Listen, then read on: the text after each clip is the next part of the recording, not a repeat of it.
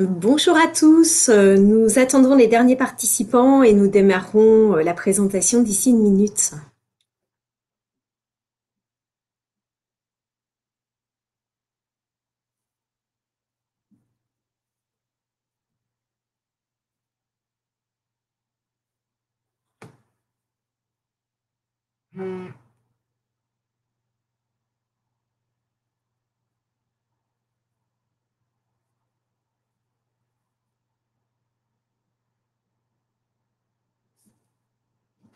Bonjour à toutes et à tous. Voilà, il est 11h01, donc nous allons commencer cette présentation. Déjà, je tenais à vous remercier de votre présence aujourd'hui. Nous vous proposons ce webinaire sur les risques biologiques dans la filière viande dans le cadre d'une action de prévention qui est proposée par la CARSAT Pays de la Loire auprès des entreprises de la filière viande ainsi que des entreprises qui y interviennent. Tout d'abord, avant de commencer, voici quelques éléments qui vont vous permettre de pouvoir interagir et poser vos questions durant ce webinaire. Nous vous invitons à utiliser l'onglet Chat pour signaler tout problème technique, par exemple des problèmes de connexion. Si vous souhaitez poser une question en lien avec le contenu de la présentation, dans ce cas-là, posez-la sur l'onglet Questions. Et enfin, sachez qu'un replay sera disponible à la fin de la conférence. Alors, j'ai le plaisir de vous présenter vos intervenants. Donc, vont intervenir aujourd'hui Sébastien Nicolas, qui est contrôleur de sécurité à la CARSAT Pays de la Loire. Sébastien est le référent risque biologique et est rattaché à d'autres laboratoires de chimie. Seront ensuite présents pour les parties 2 et 3 Gwenaël Judic et Gaël Blandin, tous deux contrôleurs de sécurité à la CARSAT Pays de la Loire. Respectivement sur le nord de la Loire-Atlantique et sur la Maine-et-Loire. Et enfin, moi, je suis Carole Bolo, ingénieure conseil à la CARSAT Pays de la Loire. Gwenaël Judic, Gaël Blandin, ainsi que moi-même intervenons plus spécifiquement sur le secteur de l'industrie agroalimentaire et du commerce. Ce que nous allons voir ensemble aujourd'hui, eh bien, tout d'abord, Sébastien Nicolas va vous présenter le risque biologique et la particularité du risque biologique dans la filière viande, la façon dont il se traduit dans ce secteur d'activité. Puis, Gwenaël Judic interviendra pour vous présenter la recommandation régionale qui a été éditée et validée sur le sujet. Enfin, Gaël Blandin prendra la parole pour vous présenter plus en détail notre action régionale de prévention sur le risque biologique dans la filière viande. Et je vais tout d'abord passer la parole à Sébastien Nicolas pour le risque biologique dans la filière viande. Donc, bonjour à tous. Donc, je vais vous présenter les grands principes du risque biologique dans la filière viande et en particulier dans la filière, dans la filière viande. Excusez-moi. Nous allons donc voir nous allons voir les différents agents biologiques existants, les types de risques, la chaîne de transmission, la démarche de prévention et enfin quelques informations pour en savoir plus. Donc, tout d'abord, d'après l'enquête Summer de 2017, il a été constaté qu'un tiers des salariés de l'industrie agroalimentaire est exposé à un ou plusieurs agents biologiques et un autre tiers, il serait potentiellement exposé dans leur activité professionnelle. C'est donc un risque à ne pas négliger. Donc, pour rappel, les agents biologiques sont indispensables à la vie. Ils sont ubiquitaires, on les retrouve partout, chez les êtres vivants, humains ou animaux, dans le sol, les surfaces, l'eau. Donc, parmi la multitude d'agents biologiques connus, la majorité sont inoffensifs, mais certains sont pathogènes. Les agents biologiques sont classés en 5 familles distinctes. Donc, les virus, les bactéries, champignons, moisissures, les endoparasites, les agents transmissibles non conventionnels. Donc, nous allons commencer par les virus. Donc, ce sont des micro-organismes de très petite taille, entre 20 et 200 nanomètres. Ils sont constitués d'un génome, donc ils ont une séquence ADN, et d'une coque protectrice. Ils agissent par infection d'une cellule hôte, ce sont des parasites. Par exemple, il y a le virus de la grippe aviaire, le virus de l'hépatite B. Une autre grande famille sont les bactéries. Ce sont des êtres unicellulaires sans noyau. Ils sont de formes et de tailles diverses, sous forme de coques, de bacilles, bâtonnets. Ils sont plus gros que les virus. Ils ont une taille de 1 à 10 micromètres. Certaines bactéries peuvent aussi libérer des substances toxiques, des exotoxines et des endotoxines. Hein, par exemple, certaines bactéries sont à l'origine de maladies telles l'ornithose, la salmonellose, la leptospirose et la fièvre Q, bien connue dans les abattoirs de viande.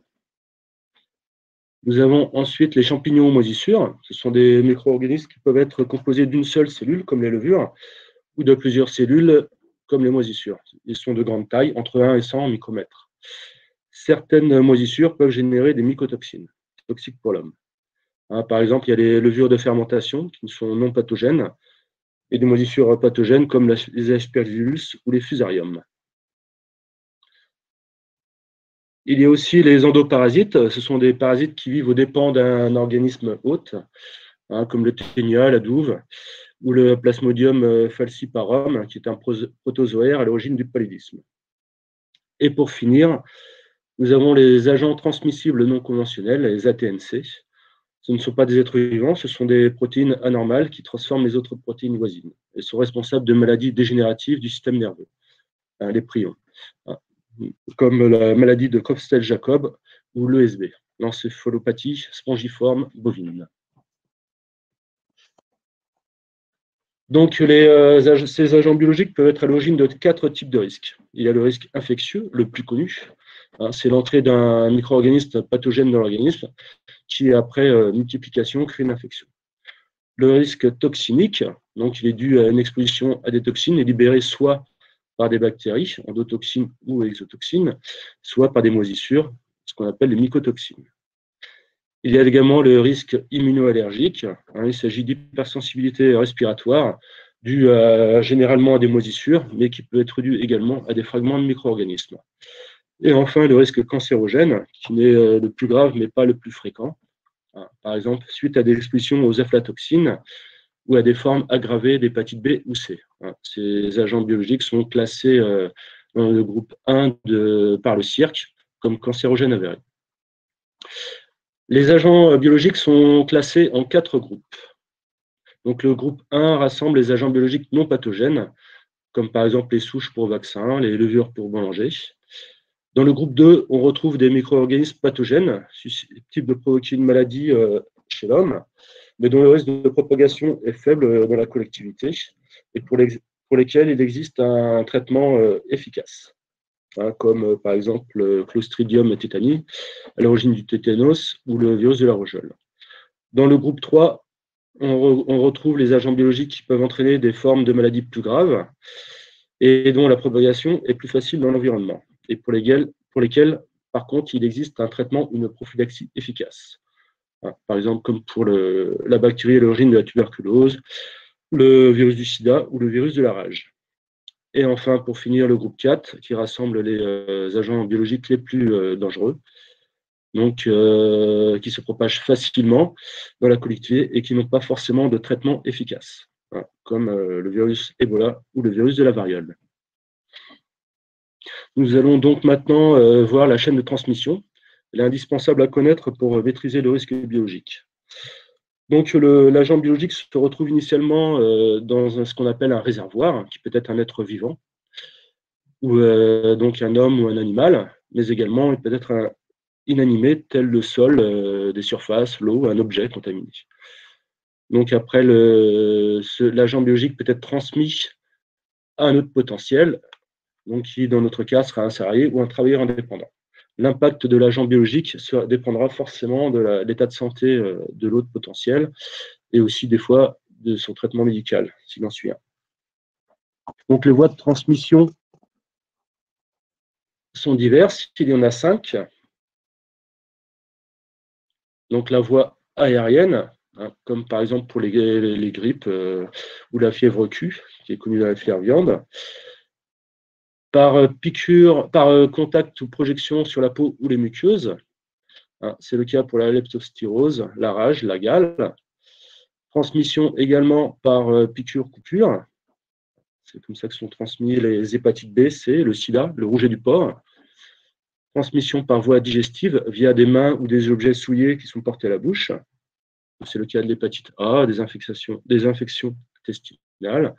Et enfin, transmission par piqûre d'insectes, hein, connue pour, par exemple, le paludisme ou la maladie de Lyme. Donc, nous allons maintenant aborder la démarche de prévention. Tout d'abord, pour rappel, l'évaluation et la prévention du risque biologique est une obligation réglementaire. Donc, elle est mentionnée dans le Code du travail, les articles 44-21-1 à l'article R44-27-5. Et la démarche de prévention est basée sur le concept de rompre la chaîne de transmission. Donc, en priorité, nous allons rechercher des moyens de prévention le plus en amont possible, donc agir sur le réservoir. Donc, s'il s'agit d'un réservoir animal, il faut veiller aux conditions d'élevage, vacciner si nécessaire et si possible. En cas de contamination des animaux, les mettre en quarantaine ou parfois les abattre, comme c'est le cas pour la grippe aviaire. Et enfin, il ne faut pas oublier de lutter contre les rongeurs et les insectes, qui sont des vecteurs importants de maladies. Pour un réservoir humain, donc, on passe par un dépistage qui peut être nécessaire et après un traitement médical, isolement de patients. Et enfin, pour un réservoir inanimé, on procédera au nettoyage et à la désinfection, à la mise en place de ventilation et bien entendu à la gestion des déchets qui peuvent être source importante de risques biologiques.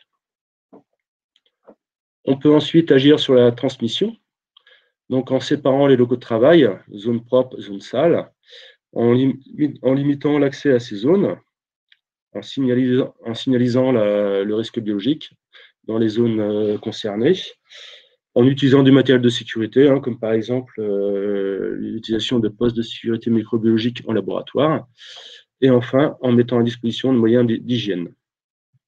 Ça passe aussi par du captage à la source et de la ventilation générale. On cherchera aussi à limiter les projections, par exemple à l'aide d'écran. Et la mécanisation des procédés peut également permettre d'éloigner le travailleur de la source d'émission. Et donc, pour finir, on va agir sur les portes d'entrée de l'hôte potentiel, donc à l'aide de protection individuelle, des gants, des masques. C'est le FFP2 qui est généralement préconisé contre le risque biologique par voie aérienne, et également en portant des lunettes. Il ne faut oublier que les muqueuses oculaires aussi sont des voies d'entrée importantes. On doit aussi respecter les règles d'hygiène, dont les moyens sont mis à disposition par l'employeur. Il y a une importance aussi pour le nettoyage des vêtements de travail, surtout pour quand il y a un caractère insalubre ou salissant. Il doit être à la charge de l'employeur conformément aux articles R4321, 4 et R4323, 95. Des mesures spécifiques sont également à mettre en place par l'employeur, donc notamment d'informer et de former son personnel au risque biologique. Il doit aussi mettre en place avec le médecin du travail un plan de vaccination si existant et un protocole de conduite à tenir en cas d'exposition avérée. Il ne faut pas oublier non plus d'établir une communication avec les entreprises intervenantes, donc via le plan de prévention, et de l'alerter en cas d'épidémie, par exemple ornithose dans un abattoir de volaille ou fièvre Q dans la filière viande. Nous allons maintenant voir deux exemples de chaînes de transmission d'agents biologiques connus dans la filière viande. Donc l'ornithose, qui est due à une bactérie, la Chlamydia psittaci. Le réservoir est un oiseau, un peu de la volaille, mais aussi un oiseau d'ornement, un pigeon. La porte de sortie sera ces déjections qui seront transmises par voie aérienne via les poussières inhalables qui atteindront les voies respiratoires de l'hôte potentiel, donc dans notre cas, personnel d'abattoir de volaille. Les symptômes sont un état grippal qui peuvent à terme amener à des atteintes pulmonaires dans des formes graves. Donc, il y a plusieurs mesures de prévention pour combattre ce risque. D'abord, c'est de limiter la mise en suspension de poussière. Donc, lorsque c'est possible, en étourdissant au dioxyde de carbone les volailles. Et sinon, en utilisant des dispositifs anti-stress, comme des barres anti-stress, la lumière bleue, sans oublier bien sûr de ventiler les postes d'accrochage et, si nécessaire, de porter des appareils de protection respiratoire FFP2. Pour rappel, cette maladie fait l'objet d'un tableau de maladie professionnelle numéro 87. Ensuite, il y a aussi le rouget du porc, donc qui est dû à une bactérie au nom imprononçable. Vous le lirez. Donc, le réservoir sont des porcins, des ovins, poissons ou volailles. La porte de sortie sera c'est les os ou les arêtes de ces animaux. Le contact se fait par voie cutanée, par piqûre, blessure ou raflure. La porte d'entrée sera la plaie causée aux salariés de l'industrie agroalimentaire. Donc, plus généralement, les symptômes sont une infection cutanée et dans certains cas rares, heureusement, ça peut conduire à des arthrites ou à des septicémies. Donc, les mesures de prévention, donc, en amont, passent par l'hygiène des élevages. La vaccination, elle est possible par exemple pour les porcs reproducteurs. Donc, ça, c'est parfois pratiqué. Sinon, au poste du travail, ça passe par du port de gants. Et si le salarié a déjà une plaie avant de prendre son poste, il est important qu'il la désinfecte et qu'il le couvre d'un pansement couvrant. Bien sûr, après manipulation de viande ou de poisson, il faut se laver les mains soigneusement. Et en cas de blessure, désinfecter et consulter un médecin en cas de besoin. Voilà, cette maladie fait également l'objet d'un tableau de maladie professionnelle numéro 88. Voilà, vous pourrez en savoir plus sur les risques biologiques en consultant le site INRS, qui a réalisé de nombreuses documentations matérielles et immatérielles sur le sujet, ainsi que sur le site l'Institut de recherche Robert Sauvé en santé et sécurité au travail. C'est un institut canadien qui a énormément travaillé sur le sujet également. Et enfin, vous pouvez aussi contacter nos collègues de CARSAT qui vous suivent, contrôleurs de sécurité ou ingénieurs conseil, qui relayeront vos questions. Je passe maintenant la parole à mon collègue Gwenaël Judic qui va vous présenter la recommandation régionale. Merci de votre attention.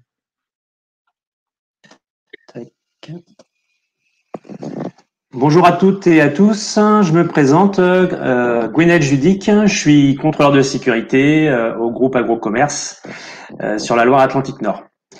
Je vais d'abord définir ce qu'est une recommandation au sens large, puis je vais vous présenter en détail la recommandation qui nous intéresse, les risques biologiques dans la filière viande. Qu'est-ce qu'une recommandation ? En tant qu'assureur des risques professionnels, la CNAM, donc la Caisse nationale d'assurance maladie, et les CARSAT émettent des recommandations techniques à destination des entreprises. Ces textes sont élaborés et adoptés par les représentants des organisations professionnelles et syndicales qui siègent soit dans les comités techniques nationaux, les CTN, soit dans les comités techniques régionaux, les CTR. Ces recommandations sont des outils importants pour prévenir la survenue d'accidents du travail et de maladies professionnelles, car elles définissent les bonnes pratiques de prévention des risques liés à une activité et elles s'appuient sur les règles de l'art de la profession. On voit sur le slide différentes recommandations. On retrouve notamment celles relatives à la conduite en sécurité de certains équipements, qui sont aujourd'hui des recommandations qui sont largement déployées dans les entreprises. Je veux parler du CACES, certificat d'aptitude à la conduite en sécurité, avec notamment la R480, chariot de manutention automoteur à conducteur porté, qui est la recommandation qui représente 55% des CACES validés par an. Dans un autre domaine, la grande distribution, on a un grand nombre de recommandations qui ont été élaborées, adoptées et déployées par les enseignes pour agir sur les troubles musculo-squelettiques et les accidents liés aux manutentions manuelles, comme par exemple la R440, donc la recommandation relative à la limitation à 8 kg des charges manutentionnées au niveau des postes d'encaissement. Au niveau des Pays de la Loire, le groupe Agrocommerce est en train de finaliser des visites de contrôle sur la recommandation R480 dans la grande distribution, dont l'objectif est de réduire les risques liés à la manutention et à la manipulation des produits lors de la mise en rayon.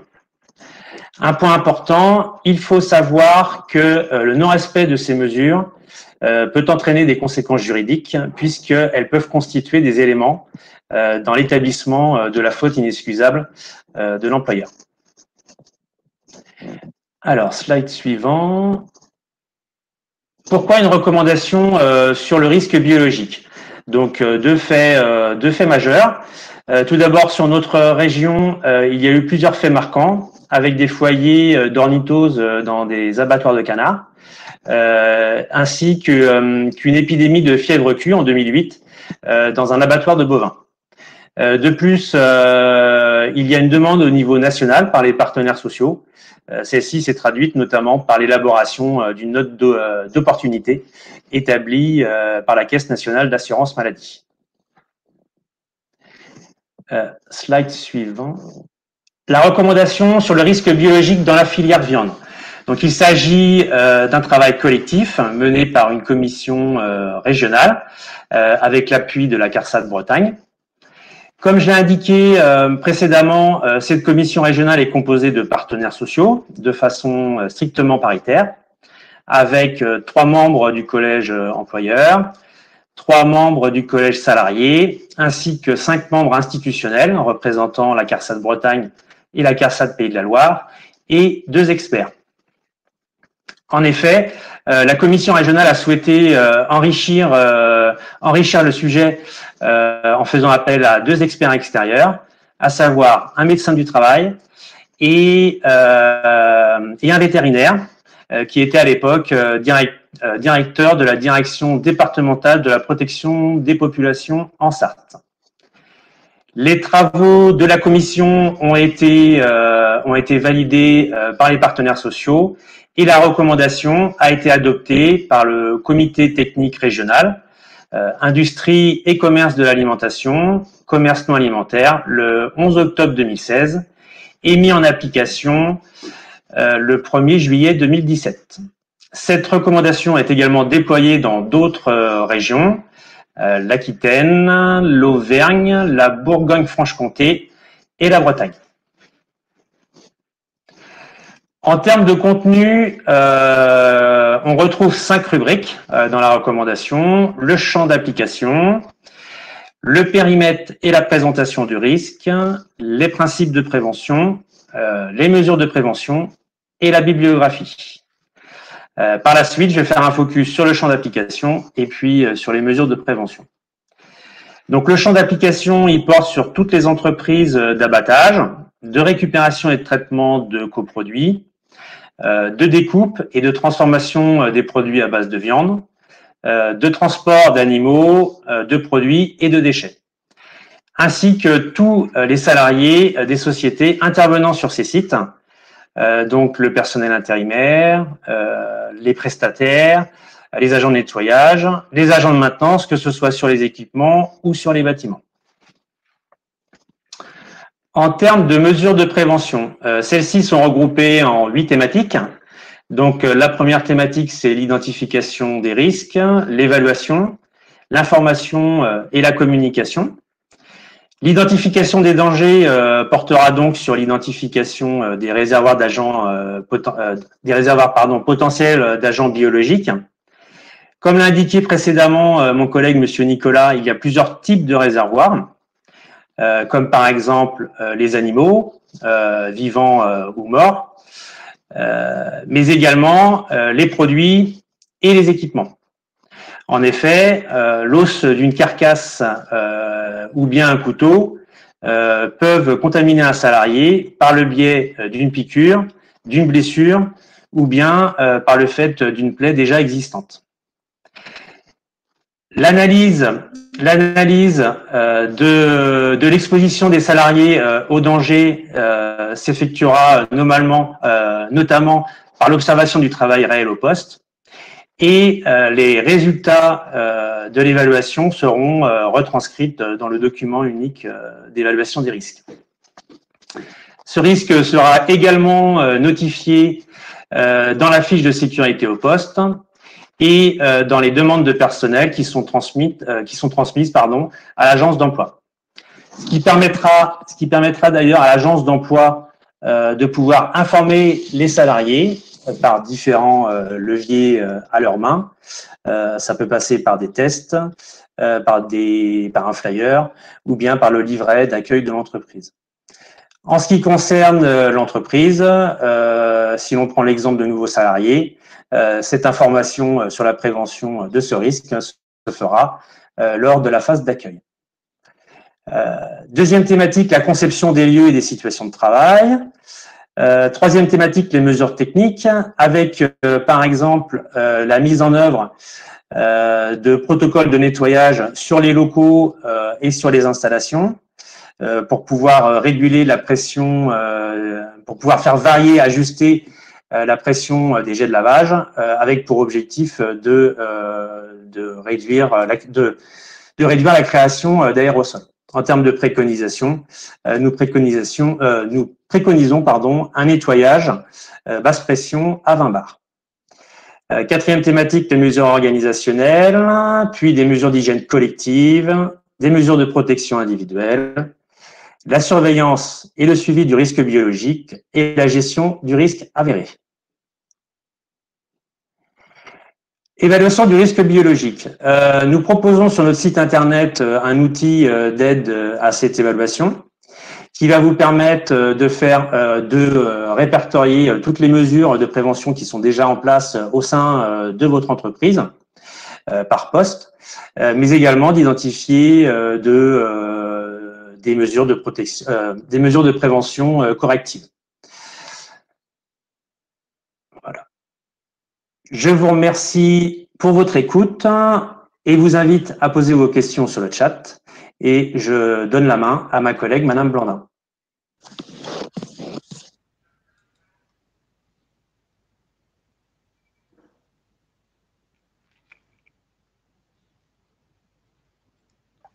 Donc, je suis Gaëlle Blandin, contrôleur de sécurité dans le groupe agroalimentaire sur le département du Maine-et-Loire.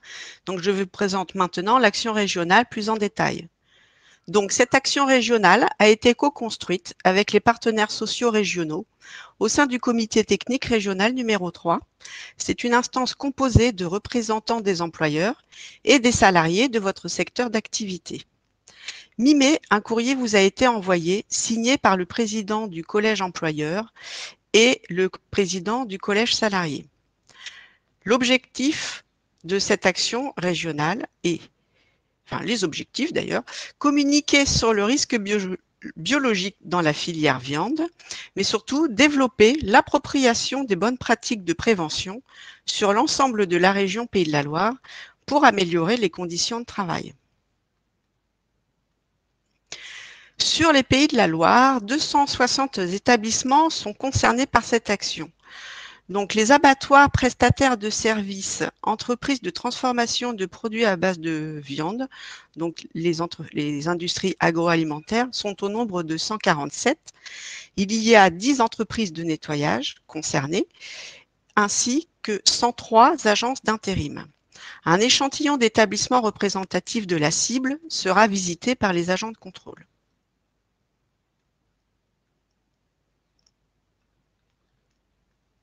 La description de l'action, donc des mesures socles issues de la recommandation ont été identifiées. Les mesures socles priorité 1 attendues au démarrage de l'action, soit septembre et novembre 2021, et des mesures socles priorité 2 attendues au plus tard à la fin de l'action, juin 2022. Les mesures sont applicables selon le secteur d'activité, donc que ce soit des industries agroalimentaires, le nettoyage ou l'intérim. Un courrier de lancement a été envoyé aux 260 établissements en mai 2021. Était annexé à ce courrier la fiche action qui présente l'action régionale. Donc plus précisément, à partir de septembre 2021, des visites de contrôle seront réalisées. Si l'agent de secteur constate la non mise en œuvre de mesures socles priorité 1, une procédure d'injonction sera lancée. L'agent de secteur regardera aussi les mesures socles priorité 2. S'il constate la non mise en œuvre des mesures socles priorité 2, un courrier recommandé sera envoyé pour une demande de mise en œuvre des mesures. Bien entendu, l'agent de secteur accompagnera l'entreprise et cet accompagnement sera adapté aux besoins de l'entreprise. Le deuxième temps de ce plan d'action sera à partir d'avril 22, donc des visites de suivi seront réalisées par les agents de contrôle. Donc, si l'entreprise n'a pas du tout avancé depuis la première visite, une procédure d'injonction sera utilisée. Si l'entreprise a engagé un plan d'action et des démarches auprès des fournisseurs, une analyse de l'avancement sera faite. L'appui de vos instances représentatives du personnel, CSE, C2SCT, et la participation des salariés sont essentiels. Nous vous invitons à aborder ce sujet lors de vos réunions et à faire participer les salariés pour l'évaluation du risque biologique.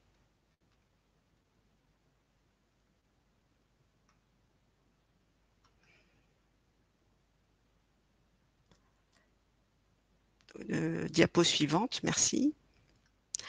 Nous allons vous proposer des supports pour vous aider à communiquer sur ce risque biologique auprès de vos salariés pour le rendre plus visuel.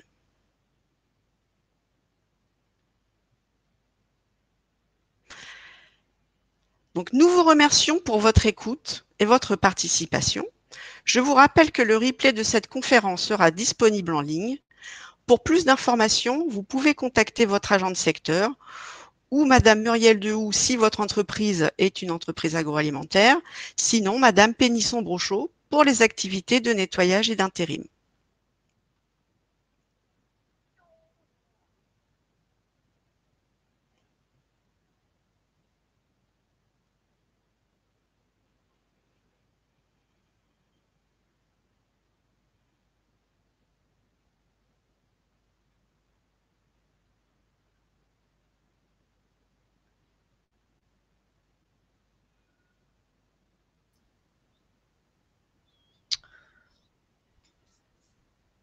Bonjour, Muriel Dehoux. Nous avons essayé de répondre à toutes vos questions au fur et à mesure qu'elles étaient posées. Est-ce qu'il y aurait encore des questions? Alors, il y a eu une question au cours de la présentation par rapport à la vaccination obligatoire.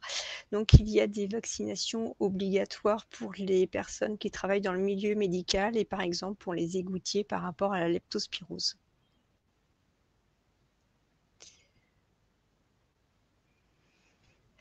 Alors, la question, est-ce que tous les participants inscrits recevront le support? Bien sûr, le support ainsi que le webinaire, le replay, pardon, vous seront adressés à l'issue de cette présentation.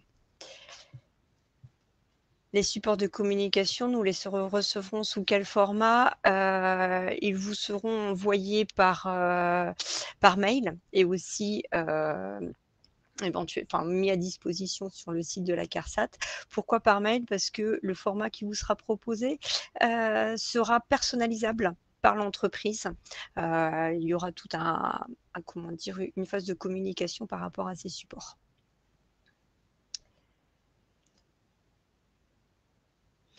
Alors, question, quel est le rôle des agences de travail temporaires dans cette démarche?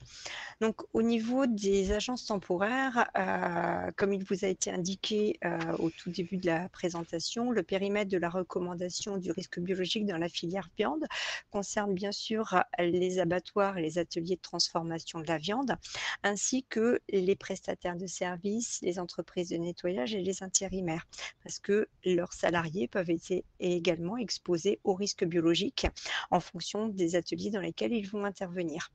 Donc, c'est pour ça que les agences d'intérim sont aussi concernées par cette recommandation et cette action régionale.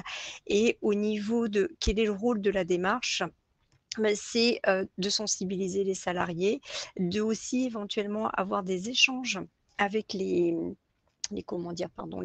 vos clients pour bien être sûr que le risque biologique est bien évalué et bien pris au compte aussi dans les prestations. Comme vous avez pu le remarquer dans la fiche action, certes, les agences d'intérim sont un petit peu moins concernées directement par toutes les mesures de la recommandation. Il y a par exemple, comme je viens de le dire, informer les salariés sur le risque biologique, intégrer le risque biologique dans les plans de prévention et aussi la mise en place d'une traçabilité. Autre question, vous avez indiqué 20 bars pour le nettoyage, une valeur limite ou une suggestion pour éviter les aérosols, pouvez-vous préciser? Donc c'est vrai que dans souvent dans le nettoyage, on va être plutôt sur de la haute pression pour avoir les actions de décapage. Nous, ce qu'on préconise, ça va être de la basse pression et haut débit et justement éviter d'avoir des nuages et tout remettre de la matière ou éventuellement des bactéries, virus et autres en suspension. Et donc après, alors 20 bars, certes, ça va être faible, mais ça va être de ne pas dépasser les 20-30 bars idéalement. Après, par rapport à tout ça, il faut voir au niveau de l'atelier, il faut revoir, je veux dire, les conditions générales de travail et tous les systèmes qui peuvent être mis en place pour, si toutefois vous n'avez pas la possibilité de travailler à 20 bars, voir qu'il y ait bien une aspiration systématique de toute cette vapeur, parce que ce qu'on peut voir quand on fait des visites d'atelier, c'est qu'il y a un gros nuage de vapeur d'eau et donc de matière qui a été remise en suspension et on ne voit pas à 1 mètre. Donc au-delà, je vais dire, du risque biologique, il y a aussi un risque lié par rapport au déplacement parce que étant donné qu'on a très peu de visibilité, on peut très bien facilement se cogner ou glisser. Bonjour, quelles sont les actions pour les agences d'emploi? Alors, comme je viens de le préciser, au niveau des agences d'emploi, on sera sur l'information des salariés à la prévention des risques biologiques, de bien intégrer le risque biologique dans les plans de prévention que vous aurez aussi avec vos clients et puis bien de signaler ces risques au personnel des entreprises extérieures intérimaires et la mise en place d'une traçabilité avec dans votre registre d'accueil aussi que ce soit bien signifié que les salariés vont être potentiellement exposés à un risque biologique comme ils peuvent être à un risque de glissade ou autre. Alors, sous quel délai recevons-nous les supports et le replay? Ça, c'est une très bonne question. Je dirais le replay d'ici quelques instants. Le support, dans les meilleurs délais, je dirais, je fais appel à un ami. Christelle, est-ce que tu pourrais me répondre par rapport à ça? Attendez, pour les replays, ils sont disponibles dans les minutes qui suivent. En retournant avec le même lien sur l'événement et le support suivra par mail. Voilà. Donc vous allez les recevoir je veux dire le replay, ça sera tout de suite et le support, ça sera quasiment dans la foulée. Et je peux rajouter, Muriel, que le Oui, chat est visible pour donc quand vous allez sur le replay, vous avez aussi les réponses qui ont été faites au chat qui sont visibles. Voilà. Alors, de nouvelles questions. Pour les entreprises ciblées, celles qui travaillent avec des produits tels que les plumes des volailles sont-elles concernées? Alors, là, je pense que la question précisément porte sur les entreprises qui traitent les coproduits. Alors, effectivement, les entreprises qui traitent tous les déchets et les coproduits des abattoirs sont bien concernées par la recommandation, mais ne sont pas directement ciblées dans le cadre de notre action régionale. Alors, ce n'est pas parce qu'elles ne sont pas ciblées dans le cadre de notre action régionale qu'elles ne seront pas visitées. Et les entreprises qui traitent les coproduits sont déjà des entreprises que l'on suit régulièrement au sein de la région Pays de la Loire. Basse pression au débit, contradictoire avec les arrêtés préfectoraux d'économie d'eau. Vous avez raison. C'est vrai qu'il y a des fois des mesures de prévention qui vont être contradictoires avec des mesures qualité ou là, par exemple, des mesures environnementales. Désolée, je vais vous faire une réponse de Normand, en espérant ne pas froisser le Normand qui serait présent. Ça va être de trouver le meilleur compromis entre la partie prévention et quand même, parce qu'il y a une obligation de résultats pour les entreprises par rapport à la protection de la santé et sécurité de leurs salariés et les exigences des différents arrêtés et de la réglementation nationale. Les entreprises de Propotel seront-elles contactées directement ou par le biais de l'industrie agroalimentaire? Non.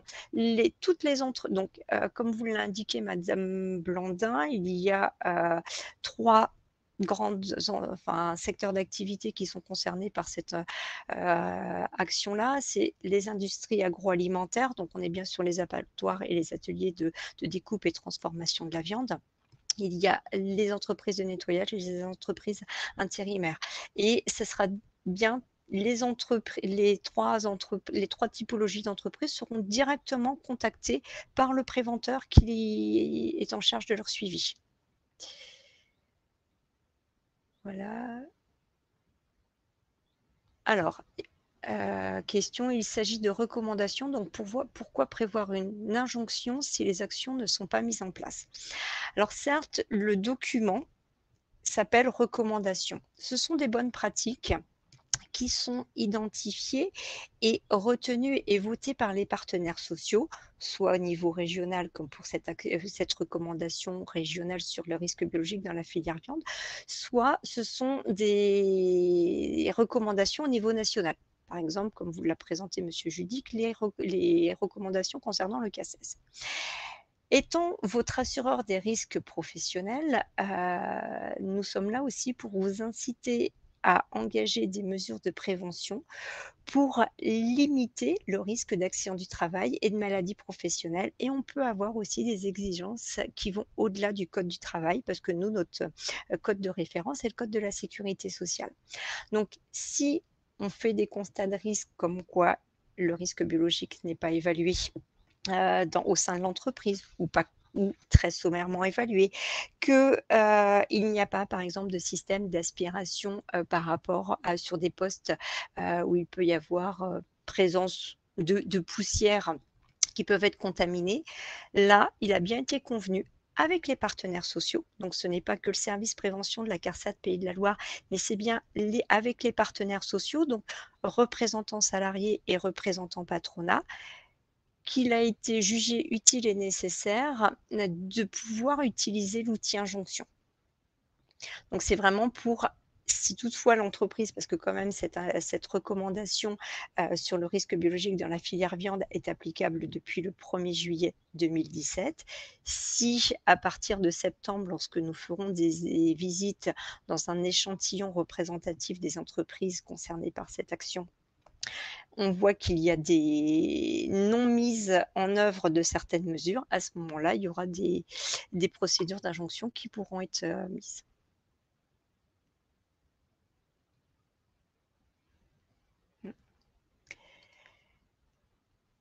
Donc, il existe plusieurs intervenants dans le domaine, des DPP au sein des abattoirs, ARS sur le Covid, SST, Inspection du travail et VOPO. Alors, au niveau de l'ARS et le Covid, on est bien là dans le cadre de cette action régionale sur une action sur le risque biologique dans la filière viande et apporté par les animaux. Donc au niveau de la Covid, certes c'est un risque biologique, mais c'est un autre risque et ça on l'a mis de côté.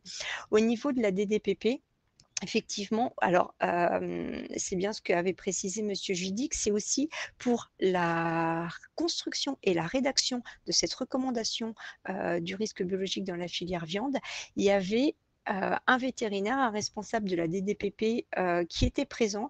Et donc, on a bien fait attention que toutes les mesures présentes étaient bien en accord aussi à ce qui pouvait être demandé dans les plans de maîtrise sanitaire. Ensuite, on a communiqué notre action aussi au sein des services de santé au travail et de l'inspection du travail. Et je sais qu'il y a certains inspecteurs du travail qui sont intéressés pour pouvoir collaborer et faire éventuellement des visites conjointes. Alors, les injonctions seront aussi appliquées aux agences de travail temporaire Pays de la Loire et Bretagne. Alors, pour rappel, c'est une action régionale sur la CARSAT Pays de la Loire. Et oui, potentiellement, il pourrait y avoir des injonctions aussi sur les agences de travail temporaire, là, Pays de la Loire. Je ne peux pas m'engager pour la région Bretagne.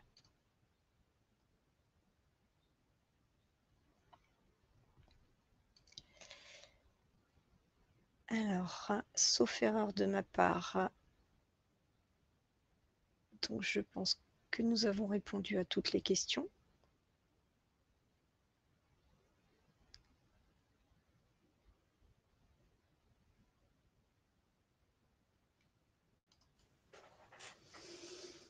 Je pense, Muriel, que là, on a laissé la possibilité de poser les dernières questions.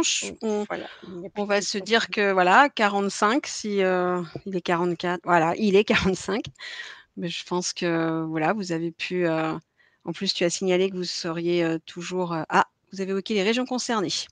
Voilà la dernière question, Muriel. Et Voilà, puis, donc vous avez on va évoqué les clore. régions concernées aussi, Aquitaine, Auvergne, Bourgogne-Franche-Comté, Bretagne, c'est peut-être aussi là-bas. Alors oui, tout à fait. C'est, comme vous l'a précisé Monsieur Judic, au niveau national, les partenaires sociaux au niveau national ont missionné la CARSAT Pays de la Loire pour faire une recommandation sur le risque biologique dans la filière viande et et la Bretagne a été associée aussi à ces travaux. Donc, les partenaires sociaux régionaux Pays de la Loire ont voté cette recommandation en octobre 2016 et cette recommandation a été également étendue et votée par les partenaires sociaux de la CARSAT Bretagne, Auvergne, Bourgogne-Franche-Comté et Aquitaine. Mais notre action régionale précisément, la dernière partie de la présentation ne concerne que le Pays de la Loire. Par contre, il peut tout à fait y avoir des visites de préventeurs sur les régions que je viens de citer sur ce sujet-là. Alors, les mesures socles n'ont pas été développées, le seront-elles dans les supports? Alors, au niveau des mesures socles, dans la recommandation, elles sont beaucoup plus détaillées. On a retenu donc c'est vrai que dans la fiche action, vous avez simplement un titre, évaluation par exemple des risques biologiques au poste de travail. Quand vous reprenez la recommandation, c'est un peu plus développé. Après, si vous voulez vraiment des précisions par rapport à chaque mesure socle, je vous invite à prendre contact avec le préventeur qui suit votre entreprise. Que devront fournir les agences d'emploi en cas d'injonction? Alors, de toute façon, lors des visites, il y aura systématiquement des échanges avec le préventeur qui fera la visite et les différents points seront observés et de toute façon, il y aura déjà des demandes orales et ensuite tout sera signifié par écrit. Un exemple, désolé de revenir tout le temps sur cet exemple-là, mais par rapport à l'évaluation du risque biologique, on attend bien des évaluations, par exemple. Pardon, excusez-moi, je me trompe. Une information des salariés à la prévention du risque biologique. On vous demandera les supports que vous utilisez, par exemple, pour communiquer sur ce risque-là auprès de vos salariés. Où peut-on retrouver les différentes recommandations? Donc, la recommandation du risque biologique est présente et disponible sur le site de la CARSAT Pays de la Loire. Dans la fiche action, on vous avait mis le lien d'accès pour retrouver cette recommandation.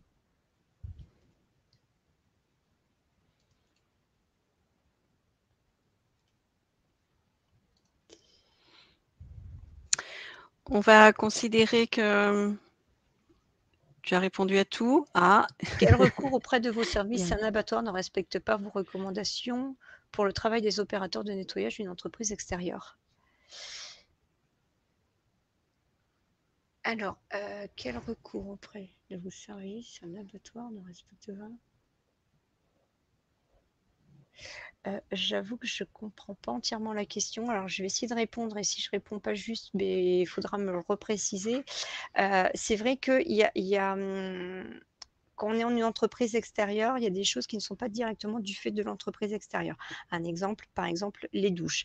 Là, au niveau des process, il faut aussi échanger avec son client, parce que là, on est sur une partie prévention. On n'est pas sur un objectif de résultat qui est l'objet du contrat par rapport à la partie qualité, hygiène. Donc là, ce qu'on demandera aux entreprises de nettoyage, ça sera des choses qui seront vraiment à leurs mains. On n'est pas là non plus pour les mettre en difficulté par rapport à leurs clients. On est là pour vraiment les inciter ou leur rappeler qu'il y a des actions de prévention qui doivent être mises en place par rapport au risque biologique. Dernière question. Lorsque nous avons connaissance d'une souillure ou d'une communication E. coli, salmonelle, listeria sur une carcasse, faut-il prévenir les salariés qui étaient en contact avec cette carcasse? Donc, quand il y a des lots qui vont être contaminés, salmonelle, listeria, de toute façon, souvent les lots, ils vont être traités en dernier au niveau de l'abattage et il y a quand même des procédures qui sont bien spécifiques parce que l'entreprise ne traite pas de la même façon ce lot-là et il y a des mesures de prévention qui doivent être spécifiques. Donc oui, il faut prévenir aussi vos salariés que c'était un lot qui était contaminé, et qu'il y a ils ont renforcé, il y a eu des mesures qui ont été renforcées, je vais dire le protocole salmonelle. Après, c'est pas parce que ils ont travaillé avec, si vous avez bien mis toutes les mesures de prévention en place, le salarié n'a pas forcément de risque d'attraper la salmonelle.